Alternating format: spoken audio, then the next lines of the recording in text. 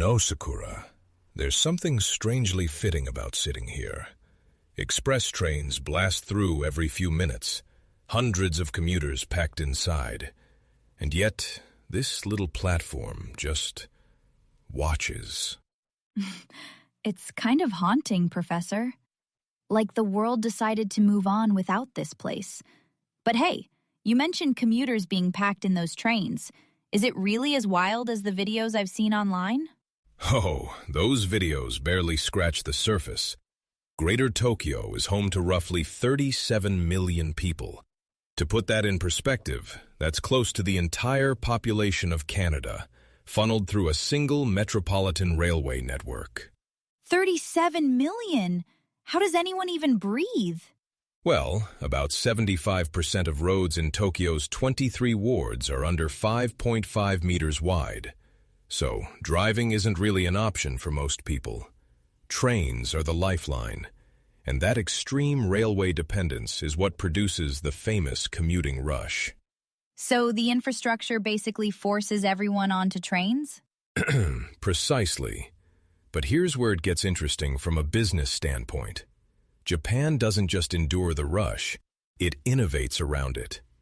Take Utsunomiya, a mid-sized city north of Tokyo.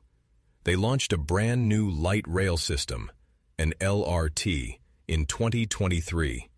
It hit 10 million total riders 6 months ahead of projections. 10 million? In a city that's not even Tokyo? What's the secret? A combination of smart urban planning and corporate buy-in.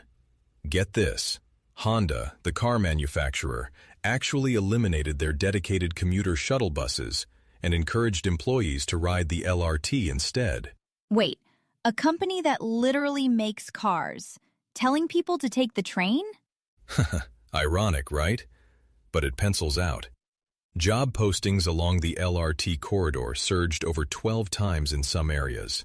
Hotels, shops, restaurants, all clustering around the new stations. A single rail line reshaped the local economy. That's incredible. So a transit investment is basically an economic stimulus. It can be, but success creates new problems. The LRT is already overcrowded during peak hours, and they're racing to train more drivers. Growing pains, you could say. Speaking of getting around, I noticed electric scooters popping up in some Japanese cities last time I visited. Is that micro-mobility thing taking off? It is. A company called Roop launched e-kickboard and e-bike sharing in Hamamatsu, and within 3 months, their rental stations grew from 51 to 76.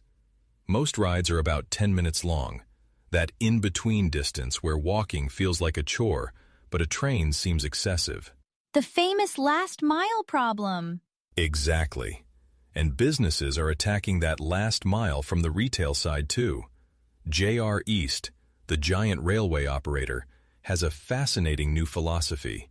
Make the station a destination, not just a waypoint. A destination?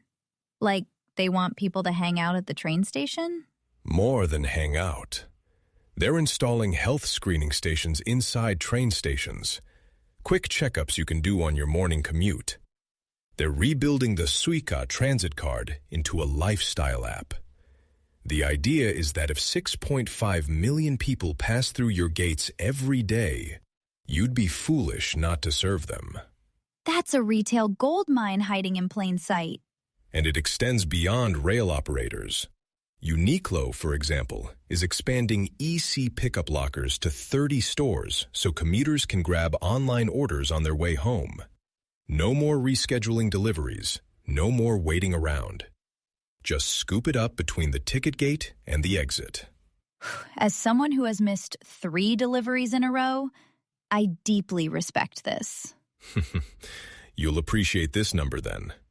Uniqlo's domestic e-commerce hit about 137 billion yen, nearly 15% of total sales. The commuter route is quietly becoming a logistics pipeline.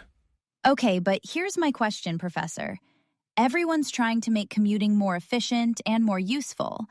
Has anyone in Japan just thought about skipping it altogether? The remote work question. After the pandemic, Remote work spiked in Japan like everywhere else, but the trajectory diverged. As of 2024, roughly 47% of Japanese companies still offer some form of remote work.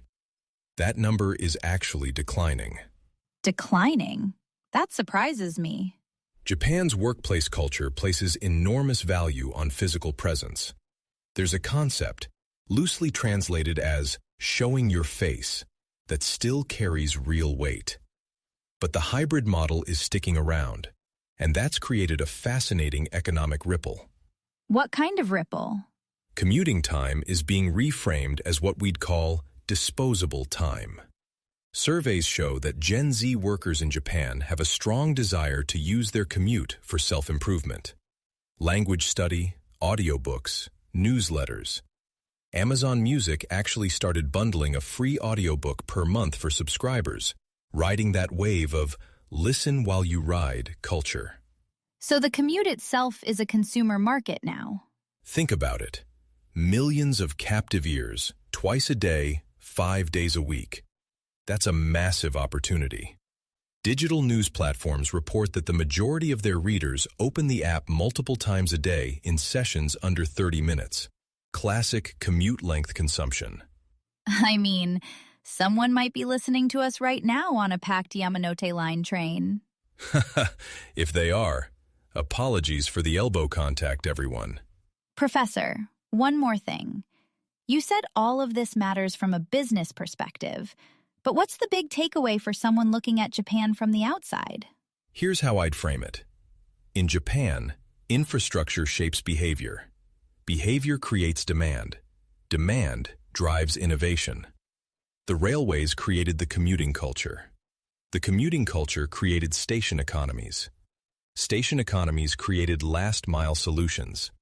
And those solutions are now reshaping how people shop, eat, work, and even take care of their health. So if you want to understand the Japanese consumer, you need to understand the commute. Precisely. The morning rush isn't just a traffic headache, it's a marketplace, one of the most concentrated consumer touchpoints in the world. And every year, it's being carved up and monetized in more sophisticated ways. That's honestly kind of beautiful. All these moving parts, literally and figuratively. You know, Sakura, this old platform we're sitting on, the train stopped calling here years ago. But even this place was once part of that network. Every station, every route, every commuter contributed to building what Tokyo is today. Even the forgotten stops. Especially the forgotten ones. They remind us that every system is built one connection at a time. That was oddly profound for a bench next to a vending machine that hasn't been restocked since 2019. Let's get out of here before the next express blows my papers away. You've been listening to Narrative Japan. Until next time, stay curious and keep listening for the whispers beneath Japan's economy.